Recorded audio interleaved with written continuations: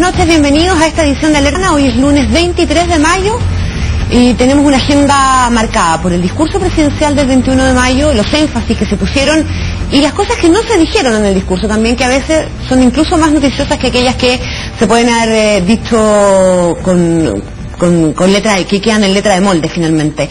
Las manifestaciones, los disturbios y la muerte de un guardia de 71 años, también producto justamente de la acción de una bomba molotov, también van a estar presentes en nuestra agenda. Una conversación con el senador socialista Carlos Montes para hablar de educación, para hablar de política. Vamos a comentar también lo que ocurrió en el zoológico metropolitano con el ingreso de una persona con algún grado de perturbación mental a una jaula de los leones, los 2 leones que resultaron muertos, la reacción en redes sociales, la polémica que se instaló. A contar de eso tenemos harto tema. Yo le doy la bienvenida primero que nada a nuestros panelistas de siempre, don Patricio Fernández. ¿Qué tal, Connie? ¿Cómo le va? Aquí está. Don Luis Larraín. Hola, Connie, ¿qué tal? ¿Cómo estás? ¿Todo bien? Don Agustín Esquella. Muy bien, gracias. A ver, yo los invito a que hagamos primero una bajada política del discurso del 21 de mayo, porque es una oportunidad, y la idea es saber si la presidenta la aprovechó o no la aprovechó, para instalar cientos de énfasis, sobre todo en este discurso que es el que de alguna manera marca lo que queda del mandato presidencial. Si este gobierno entra o no en la crisis del pato cojo, si tiene algún espacio para seguir haciendo cosas o no, si cambia en algo los énfasis con los que partió. La primera parte del discurso fue una parte más bien política y a mí me pareció en un tono probablemente un poco más conciliador que lo que habíamos escuchado en discursos anteriores, yo no sé si habrá sido un poquitito como de la ola de los funerales de Estado de Patricio Aylwin y la dinámica que se instaló de la concertación, los acuerdos, la cosa conciliadora, que probablemente algo puede haber jugado un poquito, porque la presidenta insistió. Y hoy día ocupó, de hecho, en una entrevista radial, nosotros tuvimos en la Radio Duna una entrevista con la presidenta, ocupó una frase que uno le ha escuchado muchas veces a Lagos, pero que yo nunca se la había escuchado a ella, que es esto de que porque hemos hecho lo que hemos hecho, podemos hacer lo que queremos hacer. Como de no desconocer todo lo hecho en definitiva. Con mucho énfasis en el crecimiento, con algunas pausas en algunas cosas que son bastante polémicas. No hubo ninguna referencia a la salida que se le va a dar a la reforma laboral, por ejemplo. No sé, ¿cómo lo bajarían ustedes? Mira, Luis, yo diría que es cierto que hubo en la retórica de la presidenta un discurso más conciliador y menos desafiante en términos de tratar de imponer un programa que rompía un poco con el pasado. Yo creo que eso se puede advertir. Y en definitiva, a mi juicio, lo que significa esto es que hay un realismo que se empieza a imponer, realismo con alguna renuncia, claro. No sin renuncia, tampoco con renuncia total, pero con alguna renuncia, porque el realismo tiene que tener alguna renuncia, obviamente. Y la idea es que no se note mucho tampoco. Entonces yo creo que toda esta mezcla hace que en definitiva hayamos tenido un discurso que, distinto a lo que venía siendo, no estuvo lleno de anuncios, lo que no me parece tan mal, digamos, porque esto en definitiva hay que volver a sus orígenes, y esto es la cuenta anual del presidente de la República frente al Congreso, no es una lista de supermercados de ofertas, a pesar de que es lo que muchas veces la ciudadanía espera o los medios de comunicación se han acostumbrado. Pero de allí yo creo que Rodrigo Valdés fue muy importante en este discurso. Yo creo que una cosa interesante periodísticamente habría sido estar presente en Cerro Castillo cuando se definían entre Pedro Huel, Rodrigo Valdés y la presidenta los contenidos finales de este discurso, porque en definitiva esto significa de que al no haberse hablado de reforma laboral, fíjate que no se habló de reforma laboral, o sea, no se dijo que se iba a hacer ahí, no se habló de reforma ISAPRE, que se había dicho que también se iba a hablar, se mencionó pero no se adelantó nada respecto a reforma previsional. Solamente hizo un anuncio de la reforma estatal, o sea, de la AFP estatal, pero claro, no del resto del contenido de la reforma. Y por lo tanto yo creo que en definitiva hay mucho realismo en este discurso, o sea que aquí se está reconociendo una restricción, y la presidenta de alguna manera toma en cuenta que existe esta restricción y por lo tanto hace este discurso 21 de mayo. Ahora, políticamente es una cosa nueva dentro de su gobierno. Yo creo que primera vez que tan marcadamente esto está así y que significa... Pero tu saldo es positivo, entonces. O sea, desde el punto de vista de lo que es los intereses del país, a mi juicio es positivo, en el sentido que ya en alguna oportunidad yo lo dije antes, yo creo que a estas alturas, por lo que ha pasado, cualquiera sea el responsable de lo que ha pasado, lo que no ha pasado, yo creo que lo que le conviene al país es un gobierno de administración, o sea, un gobierno que trate de resolver bien los problemas más acuciantes que tienen los chilenos hoy día, que son problemas relacionados con la falta de crecimiento y con el tema del empleo. Ahora, desde el punto de vista político es complejo para la nueva mayoría, ¿verdad? Es complejo. Mira, yo siempre he tratado de no sacar grandes conclusiones a partir de estos mensajes presidenciales, porque tanto cuando se pronuncian los partidarios del presidente a favor, como cuando sus detractores se pronuncian en contra, se producen manifiestas exageraciones, no en esta conversación desde luego. Exageraciones porque se pierde de vista que de lo que se trata, como decía Luis, es de una cuenta sobre el estado administrativo y político de la nación. Es una cuenta. Tú no puedes esperar más que una cuenta. Y cuenta significa aquí registro, creo yo. Y ella registró, sobre todo hacia el pasado, que me parece mejor que hacerlo de cara al porvenir, porque todos sabemos ya suficientemente bien qué es lo que viene hacia adelante, la reforma de la educación superior, la continuación de la tramitación de la reforma laboral, el proceso constituyente, de manera que no hay una omisión en cuanto a no hablar del futuro. A mí, fíjate, no obstante que se trata de una simple cuenta, y me gustó mucho que ella la abreviara para que sea una cuenta, y no de un discurso. No hay que pedirle elocuencia a estos mensajes. Es una cuenta, no un discurso. De manera que, visto así, lo que yo más rescato, fíjate, es quizás una cuestión adjetiva, pero no tanto, el tono. Yo vi decoro, vi sobriedad, vi mesura, vi brevedad, que es muy bien. Y si bien estas calificaciones pueden no concernir al fondo del discurso, no está mal que en este momento en el país, donde se ve por lado y lado en el espectro político niveles de exasperación, de crispación, de expresiones groseras, incluso de paranoia, ¿no? Que desalojo, que vuelve el desalojo, que no me desaloje. En ese clima, que por lo demás también es propio de una democracia, que de repente una presidenta, como decía Luis, que podría haber salido a desafiar a la oposición, que le ha hecho una oposición, como deben ser las oposiciones, muy seria, a veces no tanto tal vez, pero muy fuerte, haya empleado ese tono en este momento, de alguna manera tiene un efecto, no digo que haya sido su propósito, aleccionador sobre una clase política y empresarial que incurre por lado y lado con mucha frecuencia en verdaderos ataques de histeria. Ella se propuso mucho el tema del restablecimiento de las confianzas. De hecho, cuando ella iba hablando, no sé si se fijaron desde la cuenta de la presidencia, en los Twitter que iban tirando, todo era con el hashtag, con el gato, restablecer la confianza. Fue parte importante del mensaje que ella trató de instalar. Mira, yo creo, esto también sin ningún juicio y quizás inclinándome a la lectura que dice Agustín, fue un discurso fome. Para no, esto también no para condenarlo, sino que fue un discurso fome, con poco aplauso. El único aplauso, yo estaba ahí, el único aplauso de verdad que yo escuché tuvo relación con el asunto constituyente. Y el Ministerio de Ciencia. Y el Ministerio de Ciencia produjo también algo. Había una cierta ausencia de diputados o de parlamentarios en uno de los costados, había un manchón más o menos vacío.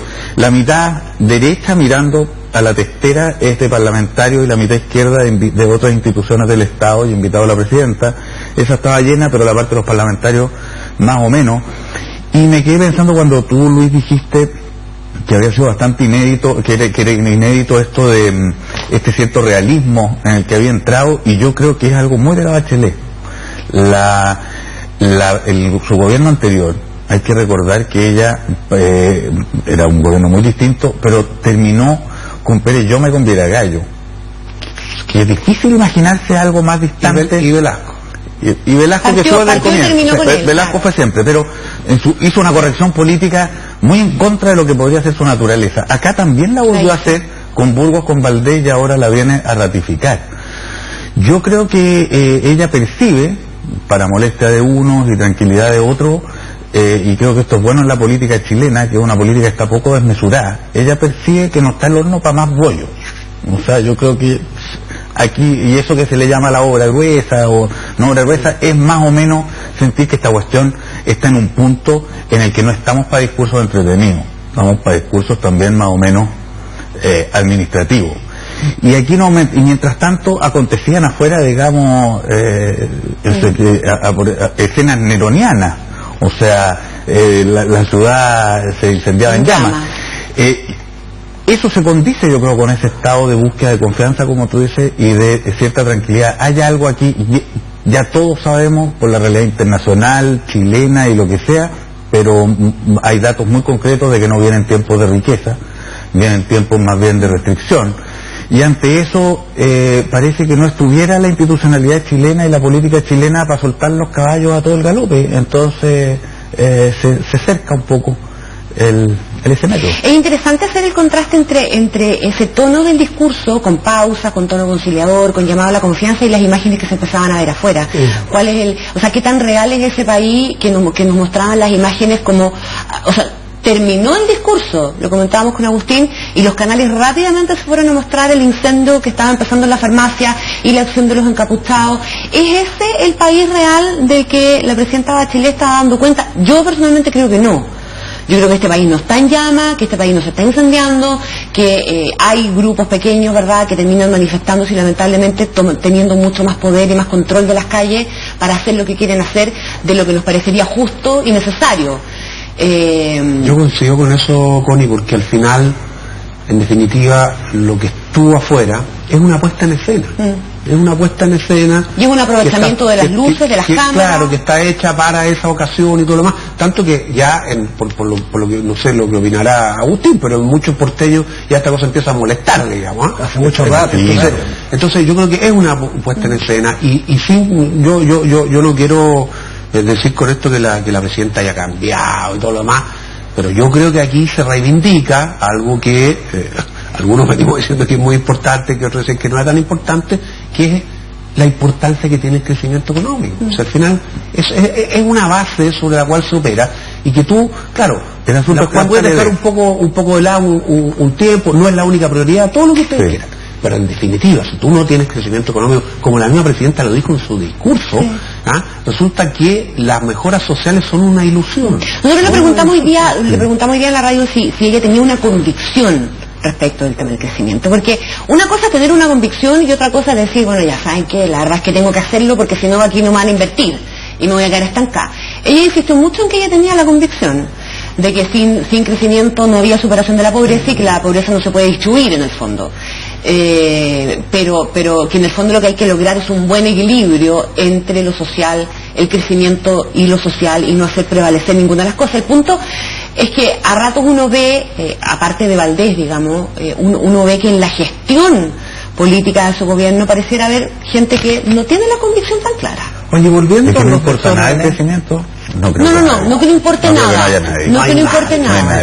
Oye, pero volviendo al tema, no le toma el verdadero peso, eso puede ser. Pero cuando llegas al punto en el que la cosa es significativa, yo creo que no hay nadie que no le tome el peso. No, es que ahí hay un momento en el que unos le pueden dar más peso que el otro, pero hay otro momento en el que yo creo que más o menos. Yo me estoy refiriendo a eso, Pato, no estoy diciendo que haya gente que no tenga la idea de que el crecimiento. Volviendo al tema de los desórdenes que fastidian mucho en Valparaíso, que no solo son graves, imagínate aquí con resultado de muerte, sino porque ensucian algo que en Valparaíso tiene un sentido institucional, no solo relacionado con la Armada, sino con la población de Valparaíso, que respecto del desfile del 21 de mayo tiene una cosa que va mucho más allá de celebrar la proverbial marcialidad de nuestras Fuerzas Armadas, como suelen decir los periodistas.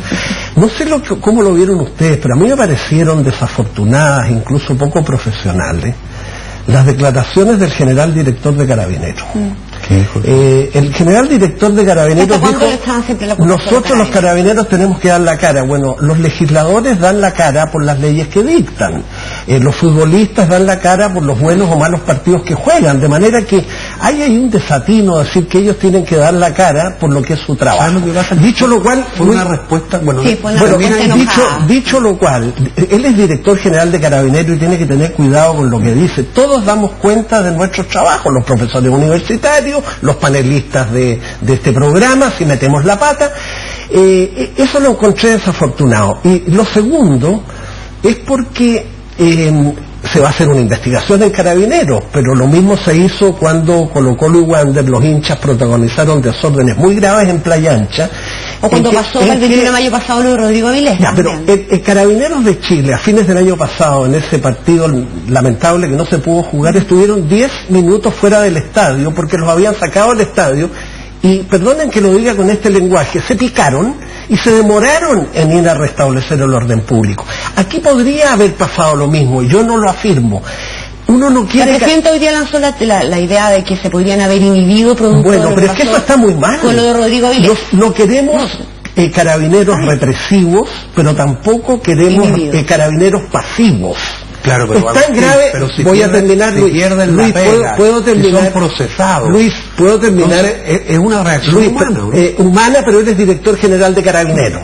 Y en consecuencia tiene que tener en consideración su investidura y no su corazón, es que ahí está la condición humana.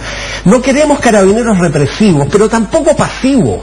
Es tan grave lo uno como lo otro. Queremos carabineros activos. Eso es más grave. ¿Qué significa carabineros activos? Ellos están sujetos a leyes y a protocolos. Ellos saben cómo actuar. Es muy difícil ser policía. Yo soy el primero en reconocerlo, sobre todo cuando tú tienes que reprimir obligadamente una manifestación. Pero fíjate que el mundo político manda señales erráticas en ese sentido. A mí nunca se me va a olvidar... ¿Pero qué opinión tenemos nosotros sobre la pasividad o la represión? No es buena ninguna de las dos cosas. Pero el mundo político manda señales equívocas. Yo me acuerdo cuando, después del 2006, las primeras manifestaciones de los pingüinos, cuando la presidenta salió en un punto de prensa con Alejandro Guillé al lado, ¿no?, condenando abiertamente la acción de Carabineros, pero eso generó una tremenda polémica y un estado también de repliegue de Carabineros que a las marchas siguientes se ponen a hubo, perdón, Pato, pero es que hubo la reacción del director general de Carabineros fue a declaraciones muy prontas también de algunos parlamentarios, en particular de Camila Vallejo, que intentaron en medio de esta conmoción que había por la muerte de una persona, culpar a Carabineros, porque no había actuado suficientemente. Entonces, esa fue la reacción. Pero ¿cómo es la cuestión? O sea, no están procesando, porque resulta que en el uso de los elementos que ellos tienen para reprimir, que es un guanaco, resulta que quedó muy herido un muchacho que estaba marchando. Entonces, respecto a eso, se carga contra Carabineros. Y después, si muere una persona porque Carabineros no actuó suficientemente fuerte para disuadir esta manifestación, también se carga con Carabineros. Sí, pero mira, esa fue la pregunta es, ¿se demoraron o no se demoraron? Ojalá que conozcamos la opinión pública, porque lo del Estadio Playa Ancha nunca se supo que terminó esa investigación. Pero yo lo que pediría, Pato, es que Carabineros de Chile en su investigación le diga al país si se demoraron o no sé, porque si se demoraron, ellos no son los responsables de la muerte del empleado municipal. Los responsables son esos vándalos, que son más que vándalos, ¿cierto?, que lanzaron la bomba incendiaria. Yo creo que evidentemente los responsables de la muerte... en primer lugar, es en esta, que una cosa como a constatar, en esta protesta se pasó una frontera. Totalmente. En primer lugar, no había pasado. No había pasado que hubiera muerto una persona. Por eso te digo, en esta protesta se cruzó una frontera aterradora. O sea, aquí esto tuvo como consecuencia un muerto, un señor de una familia, con parientes, con gente querida, que se murió producto de esto. Todas las partes tendrán que ver qué pasa. Ahora, yo creo que en el asunto de los Carabineros es más grave, yo creo que sí, entre el exceso de represión y el exceso de pasividad. Yo creo que sacar ahora, cambiar demasiado de lado es peligroso, pero lo primero es que efectivamente Carabineros no puede pasársele la mano en lo represivo. ¿Por qué? Porque tienen armas, porque responden a nombre del Estado, porque son parte de la democracia y porque tienen una responsabilidad muy alta en cómo actúan. Si tú dijeras, no, denle nomás, porque está todo esto, bueno, le estás dando a una fuerza armada un poder que no corresponde. Por lo tanto, esa cuestión yo creo que es muy central. ¿Significa eso entonces que tienen que estar pasivos? No, para nada. De hecho, a mí me ha tocado ver en montones de marchas, y ahí me pongo en el pellejo de los Carabineros, cómo carabineros que están a una cuadra son agredidos y provocados por parte de la marcha hasta que reaccionan. O sea, esa parte de la marcha no deja de joderlos hasta que reaccionen. Podrían estar 2 días jodiéndolos hasta que reaccionen. O sea, no cumplen su objetivo hasta que eso acontece. Ahora, en esta cuestión, yo lo que me pregunto ahora, y esto lo doy por sentado que no es culpa de Carabineros, ¿cómo asume esto también quien convoca las marchas? Porque creo que ahí hay una cosa súper complicada. Yo creo que sí. Es súper complicada porque ¿es responsabilidad del que convoca la marcha muerto? No. Porque si cada vez que alguien convocara una manifestación se hace cargo de todos sus excesos por los bordes, no.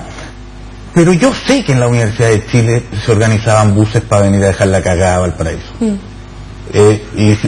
Con la intención de y si no lo digo miento. Está muy bien. Y yo sé que había un ánimo de dejarla grande. Sí. Todos los años. Ahora, no, es que este año hubo y ahí tenemos y lo sabían las policías. Sí, y ahí tenemos un punto. Lo sabían las policías. Un segundo, ahí tenemos un punto. Sí, esa cuestión. O sea, una persona que organiza una marcha está dentro del derecho a protestar, derecho a opinión y todo lo más, pero tiene que saber que aumenta mucho la posibilidad de que existan este tipo de situaciones límites cuando hay tipos que están encapuchados. ¿Por qué no nos atrevemos ¿por qué no nos atrevemos a discutir, por ejemplo, y yo pasa que también tenemos miedo a ciertas discusiones porque nos atrevemos a coartar ciertos derechos, a coartar ciertas libertades? Hay países súper desarrollados, democracias que nosotros admiramos, que cuando pasan estas cosas simplemente cercan el área y no dejan que nadie entre. ¿Por qué Valparaíso estaba cercado? Bueno, pero igual se permitió, se autorizó una marcha. Perdona, cuando esto pasa, los gringos no dejan que nadie marche. Es un error, lógico. Las marchas deben tener ¿por qué no nos atrevemos a tener esa discusión? No hay ninguna... Porque sentimos que le estamos coartando los derechos a la gente. Bueno, que al final el bien público también tiene que imponerse en alguna parte del debate. Quería hacer solo un paréntesis. Los encapuchados en general no son parte de la organización de las marchas. No. O sea, es que eso es bien importante tenerlo. Uno puede pensar la responsabilidad del que convoca a sabiendas que van a llegar encapuchados, puede ser. Pero no se puede pensar que el que organiza la marcha cuenta con encapuchados, porque al menos en la historia del movimiento estudiantil, los encapuchados eran enemigos de la organización central de la marcha. Pero bueno, hay ejemplos de marchas que funcionaron muy bien porque los organizadores los mismos estudiantes se preocuparon especialmente de nos vamos a ir al aislar a los encapuchados. A la vuelta vamos a estar conversando con el senador PS Carlos Montes.